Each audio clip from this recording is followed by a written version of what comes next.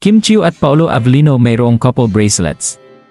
Nabuking sina Kimi at Paolo na mayroon pala silang tini-treasure na bracelets. Isa nga itong couple bracelet na pangako nila sa isa't isa. Nag-viral kasi kamakailan ang litratong mga kamay na kuha sa mismong phone ni Paolo Avellino. Ang pagsusuot ng couple bracelet ay simbolo ng pagmamahalan, pagkakaugnay o pagiging committed sa isa't isa. Para itong maliit na pahayag na nagsasabing, kami ay magkasama o kami ay espesyal sa isa't isa.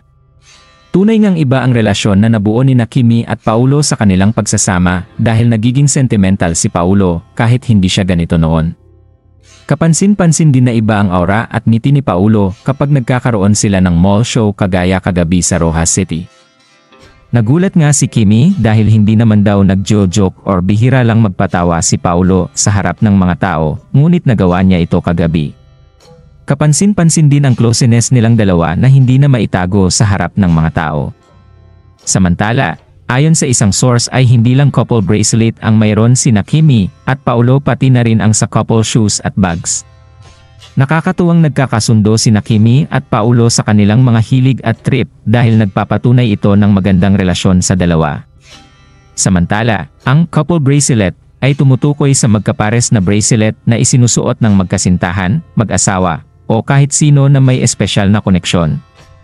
Ang mga bracelet na ito ay karaniwang magkatulad ang disenyo o may kumpletong tema, halimbawa, isa sa babae at isa sa lalaki, o dalawang bahagi ng iisang simbolo.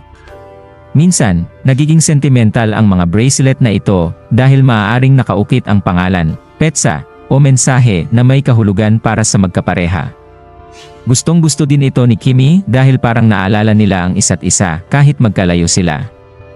Anong masasabi niyo sa balitang ito? Comment down below. Maraming salamat sa panonood at huwag kalimutang mag-subscribe for more videos.